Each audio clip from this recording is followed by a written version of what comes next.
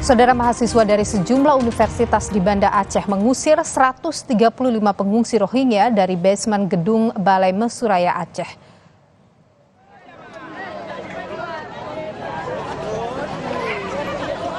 Ini satu komando. Para mahasiswa menolak keberadaan pengungsi Rohingya dan memaksa pengungsi meninggalkan tempat itu. 135 pengungsi Rohingya diangkut menggunakan 2 truk dari gedung BMA ke kantor wilayah Kemenkumham Aceh karena bagi mahasiswa pengungsi Rohingya merupakan tanggung jawab imigrasi.